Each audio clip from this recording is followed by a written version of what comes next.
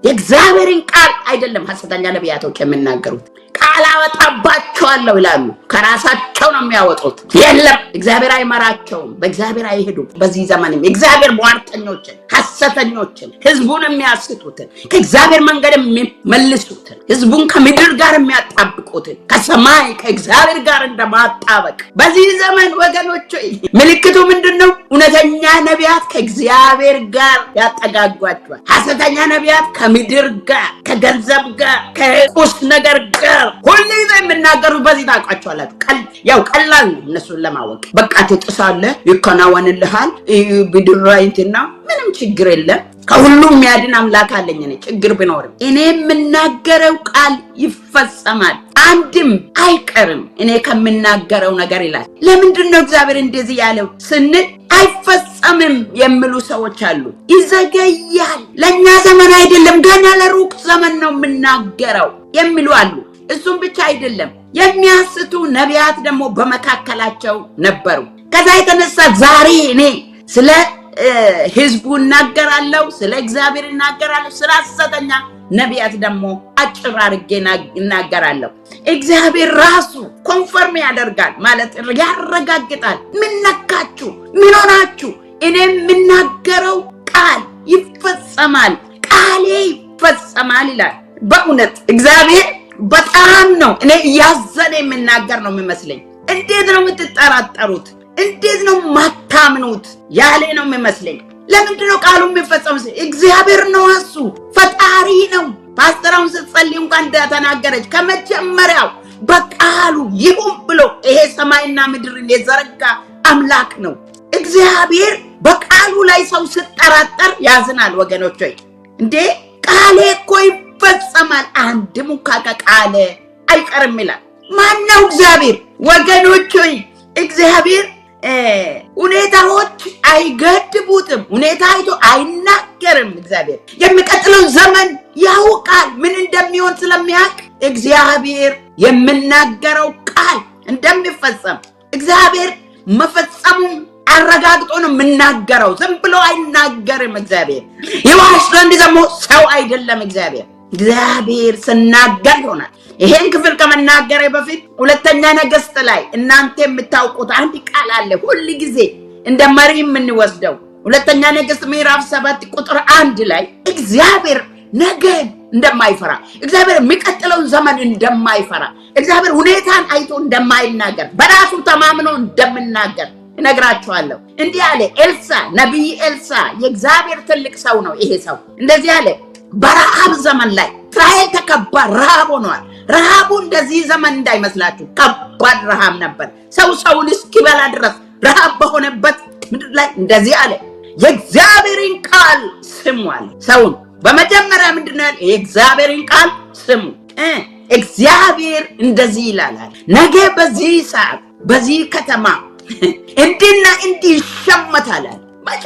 ነገ አንድ ቀን በዚች ሌሊት አድራችሁ ነገ በሽ ነው አለ፣ ነገ በረከት ነው አለ፣ ነገ ጥጋብ ነው አለ።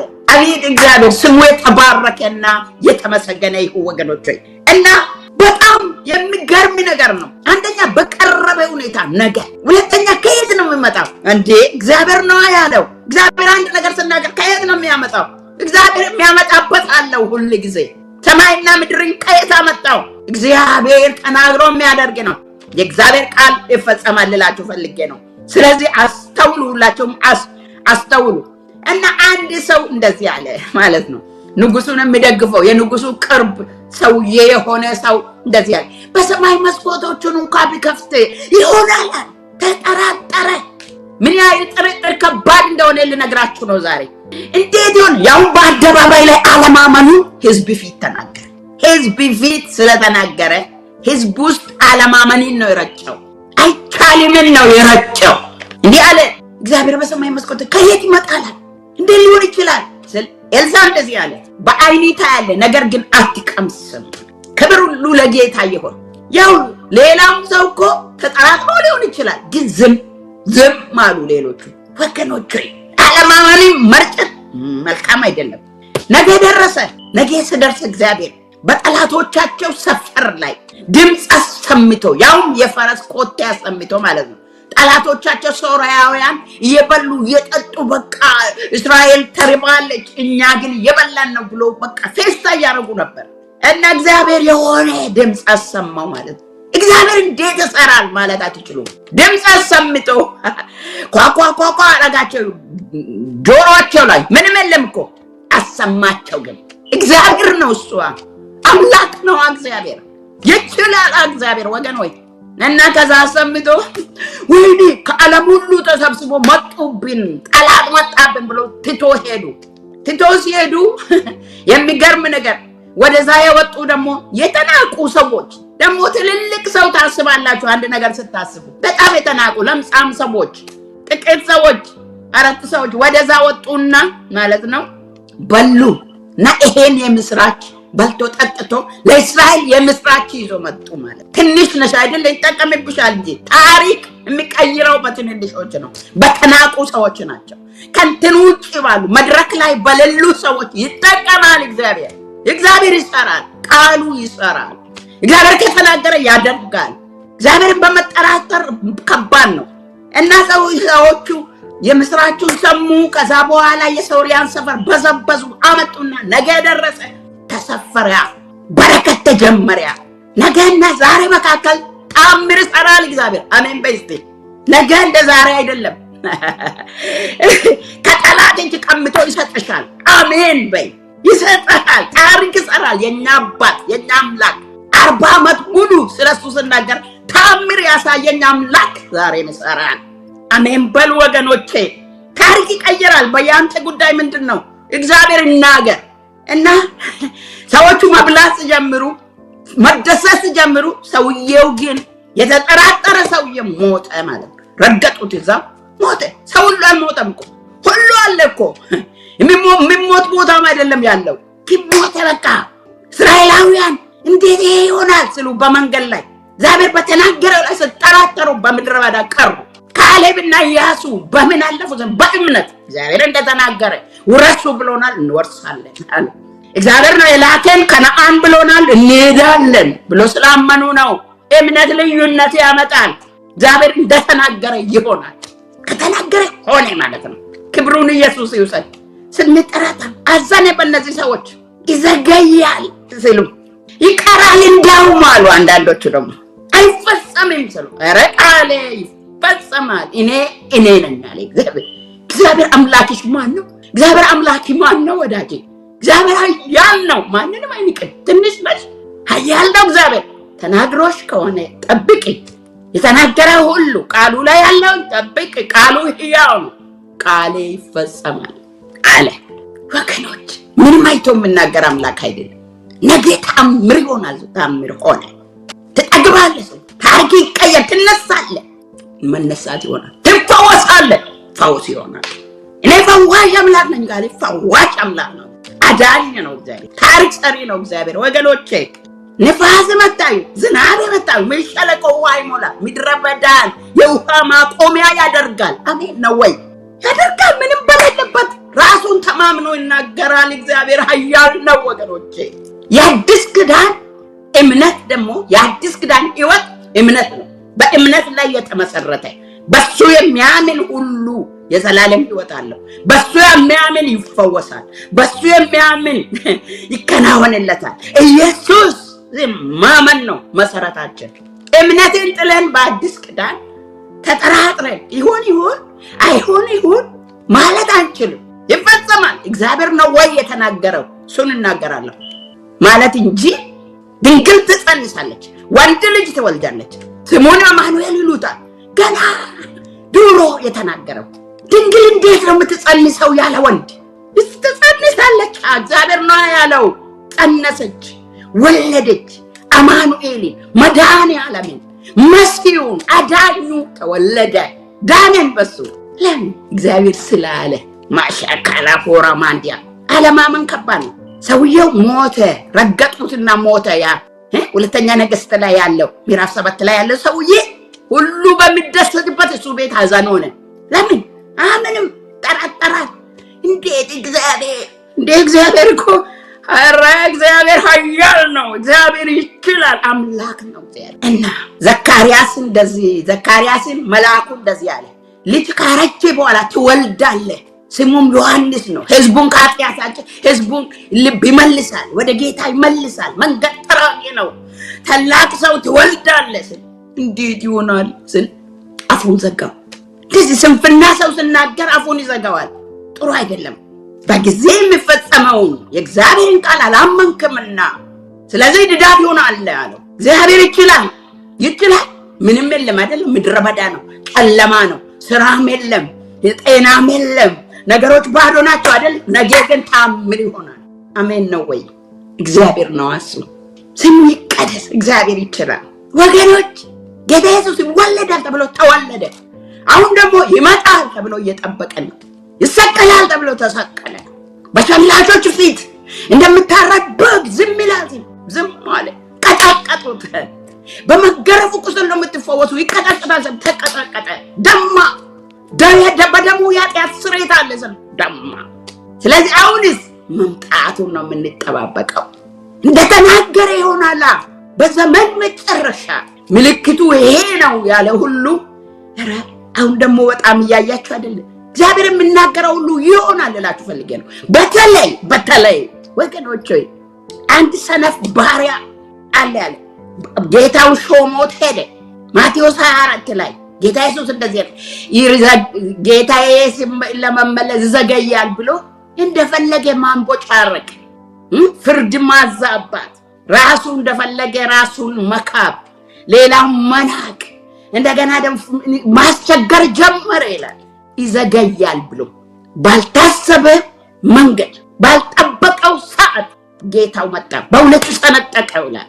ወገኖች ዛሬም የምንጠባበቀው ጌታ ታማኝ ሆነ ይመጣላ። ተናግሯላ። ንጥቀት አለ። ለዚህ ነው ነቃ ብለን የምንተኛው። ሌሊት ሊሆን ይችላል፣ ቀን ሊሆን ይችላል። ቀኑን ነው ያላወቅነው። ምልክቶቹ ግን በዙሪያችን ለጉድ አሉ። የመሬት መንቀጥቀጥ አለ። ህዝብ በህዝብ ላይ አለ። የፍቅር መቀዝቀዝ አለ። ሰው መሳሪያ ይሰራል እንጂ የፍቅር መሳሪያ አይሰራም። አይደል እንዴ? ሞት አለ፣ ጨለማ አለ። ሰው ሰውን አያከብርም፣ አይታዘዝም። እውቀት ይበዛል። በእጁ ላይ እውቀት አለ።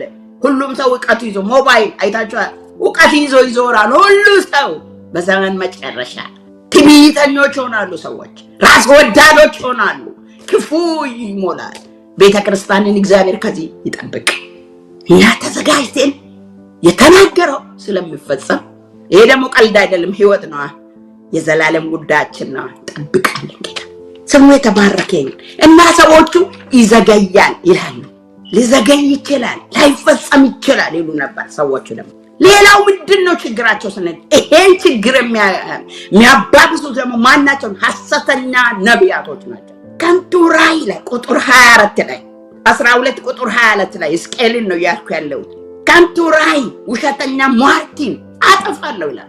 አይሆንም ከዚህ በኋላ ይላል። አሜን። አሁንም ከዚህ በኋላ አይሆንም ወገኖች። እነዚህ እሱ እኮ ቀርተዋል ብለው ከምድር ጋር ህዝቡን የሚያጣብቁ ይልቅስ እናድርግ፣ ይባርካል፣ እዚሁ እንዲህ ያደርጋል። የእግዚአብሔርን ቃል አይደለም ሐሰተኛ ነቢያቶች የሚናገሩት። ቃል አወጣባቸዋለሁ ይላሉ። ከራሳቸው ነው የሚያወጡት። የለም እግዚአብሔር አይመራቸውም፣ በእግዚአብሔር አይሄዱም። ሐሰተኛ ከሆኑ ልላችሁ ፈልጌ ነው። እና እነዚህ ሟርተኞችን አጠፋለሁ አለ። አሜን። በዚህ ዘመንም እግዚአብሔር ሟርተኞችን፣ ሐሰተኞችን፣ ህዝቡን የሚያስቱትን፣ ከእግዚአብሔር መንገድ የሚመልሱትን፣ ህዝቡን ከምድር ጋር የሚያጣብቁትን ከሰማይ ከእግዚአብሔር ጋር እንደማጣበቅ በዚህ ዘመን ወገኖች ምልክቱ ምንድነው? እውነተኛ ነቢያት ከእግዚአብሔር ጋር ያጠጋጓቸዋል። ሐሰተኛ ነቢያት ከምድር ጋር፣ ከገንዘብ ጋር፣ ከቁስ ነገር ጋር ሁሉ የሚናገሩት በዚህ ታውቃቸዋላችሁ። ያው ቀላል ነው እነሱን ለማወቅ። በቃ ትጥሳለህ፣ ይከናወንልሃል፣ ቢድራይትና ምንም ችግር የለም። እንዴ ከሁሉም የሚያድን አምላክ አለኝ እኔ ችግር ቢኖርም። ክብር ሁሉ ለኢየሱስ ይሁን። በአንደኛ ነገሥት ምዕራፍ 22 ላይ ቁጥር 13 ላይ ሐሰተኛ ነቢይና እውነተኛ ነቢይ የሚታዩበት ቦታ ነው ያ ክፍል። የእስራኤል ንጉስ ምን አለው መሰላቸው? ሐሰተኛ 400 ሐሰተኛ ነቢያቶች በዙሪያው አሉ። እዛው የበሉ የጠጡ አጥንት እየጋጡ መልካም የሚናገሩ ማለት ነው። እና አንድ ቀን ወደ ጦርነት መሄድ ፈለገ ከአይሁዳ ንጉስ ከኢዮሳፍጥ ጋራ ወደ ጦርነት እንውጣ ተባባሉና ኢዮሳፍጥ እግዚአብሔርን ያውቃል። ይሄኛው በሐሰተኛ ነቢይ የታጀበ ነው። እግዚአብሔርን አቅም ረስቶታል። እና ሐሰተኛ ነቢያቶችን እንውጣ ስሉ አውጣ ይከናወንልሃል፣ ድል ታደርጋለህ፣ ታሸንፋለህ ይሉታል። 400 ለምን እንዴ 400 ይቀባበላሉ ማለት ሁሉም ስለተናገረ ያውላችሁ ውሸት ስለበዛ እውነት አይሆንም። ብዙ ሰው ውሸት ስለተናገረ ክፋት ስለተናገረ ሁሉ ሰው ኃጢአተኛ ስለሆነ ኃጢአት አልቀለለም። እነዚህ ሰዎች ነቢያቶች ከሱ በቃ እንትን እያሉ ፍትፍታቸውን እየመሉ ከሱ ቤት ከንጉሱ ቤት መልካም ድል ታደርጋለህ፣ አንተማ በቃ እንትን ነው፣ አንተማ አሸንፍ እንደዚህ ይላል። ከዛ በኋላ የይሁዳ ንጉስ ኢዮሳፍጥ ተጠራጠረ።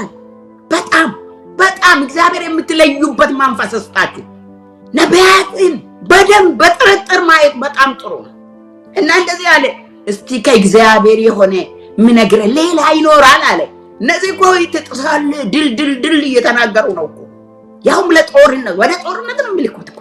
አቤት እና እሺ አንድ ሰው አለ አንድ የእግዚአብሔር የምናገራል፣ ግን እሱ መልካም ትንቢት አይነግርልኝም አለ። መልካም ነው የሚፈልገው፣ መልካም ቃል እውነት ቃል ማለት አይደለም። መልካም ሁሉ እውነት አይደለም፣ እውነት ሁሉ ግን መልካም ነው። ማሻላ ፖራ ማሳያናማስ እና ሰው ላቁት። አንድ ሰው ልኮ ሚክያስ የሚባል ሰውየውም ራሱ በቃ ሁሉም በአንደፍ እናገራሉ። ባክ ሚክያስ አንተ ሁሉ ጊዜ ከባባድ ትናገራለህ፣ ስለዚህ እንደነሱ ተናገር ካለበላ ችግር ይጥማል አለ። ያው እግዚአብሔር የሚለኝን እሱን እናገራለሁ አለ። ከዛ በኋላ መጣና እንሂድ ወደ ጦርነት ስሉት እስራኤል አለ።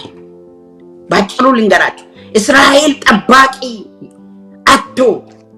እንደሌለ በጎች ተራራ ላይ ተበትኖ አለው። ስለዚህ ትሞታለህ አትሄድ ማለቱ ነው። እነሱ ትጥሳለህ ትሄዳለህ አሸንፈህ ትመጣለህ ብሎታል።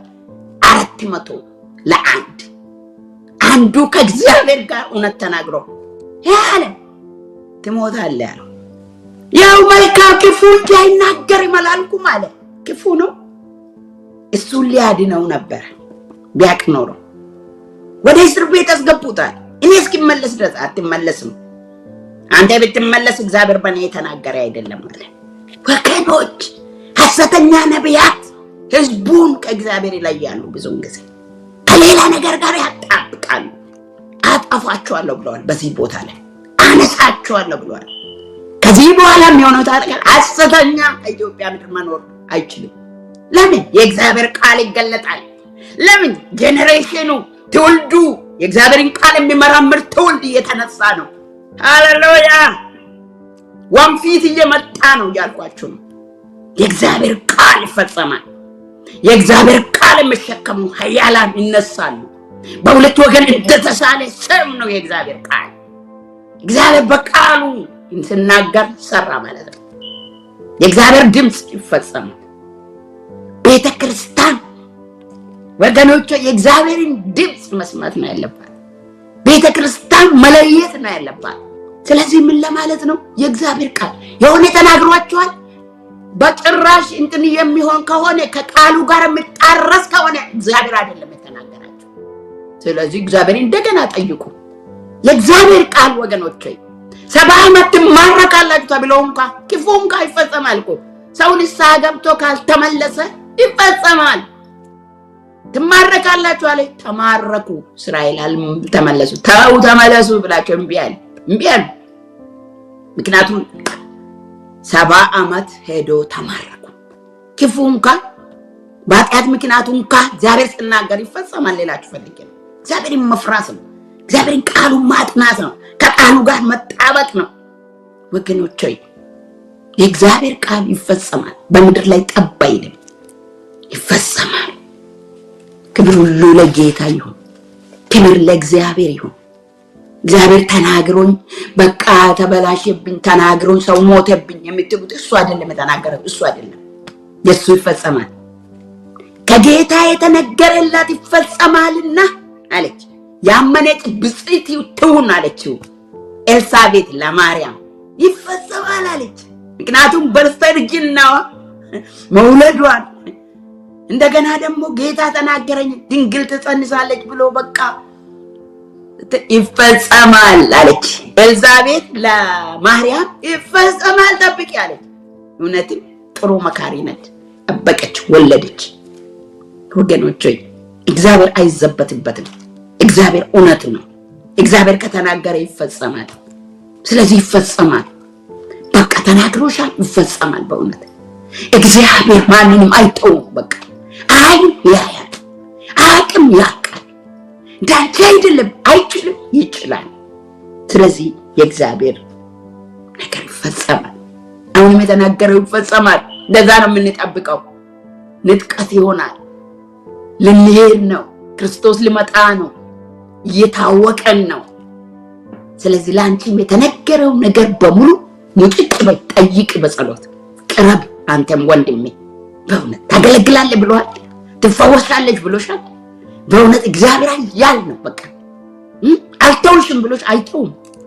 ይዋሽ ዘንድ ሰው አይደለም፣ ሰው ነው ውሸታም። ሰው ይዋሻል። እግዚአብሔር ነገር ተቀብሎ ካልተናገረ ሰው ውሸታም። ክብር ሁሉ ለጌታ ይሁን። ወገኖች ሆይ አሁንም ጠብቁ እግዚአብሔር። ይሄ የሚበሳብሰው ማንነታችን የማይበሳብሰው የሚለብስበት ጊዜ ቀርቧል። ወደ ጌታ እንሄዳለን፣ ለዘላለም እንኖራለን። እስከዛ ደግሞ በታማኝነት እንጠብቃለን። ቢዘገይም በእርግጥ ይመጣል፣ ደግሞ አይዘገይም። አሜን በል፣ አሜን በል ወንድም። ደግሞ አይዘገይም፣ አይዘገይም። እግዚአብሔር ያውቃል፣ ያያል፣ ቅዝቃዜን ያውቃል፣ ችግርን ያውቃል። ጌታ ኢየሱስ ሁሉም ውስጥ አልፏል። ክብር ሁሉ ለኢየሱስ ይሁን። ጌታ ስሙ የተባረከ ይሁን። ጌታ ሆይ ተባረክ፣ ጌታ ሆይ ተባረክ። በእውነት ተናግረህ ስለምትፈጽም፣ በእውነት ጌታ እግዚአብሔር ማንንም ስለማትተው ስለማትንቅ፣ ጌታ እግዚአብሔር ቃልህ ያው ስለሆነ ስለሚፈጽም ክብር ውሰድ፣ ምስጋናን ውሰድ። ጌታ ፓስተር አዜብንም እርዳት። ከዚህ በኋላ ጌታ እዚህ ስንጸልይ እለፍ። ጌታ ፈቃዲ በሰማይ እንደሆነ እንደዚሁ በምድር ይሁን። ቃል ይስራ፣ ቃል ሕያው ነው። ክብር በሰማይ በምድር ላንተ ይሁን፣ በኢየሱስ ክርስቶስ ስም አሜን።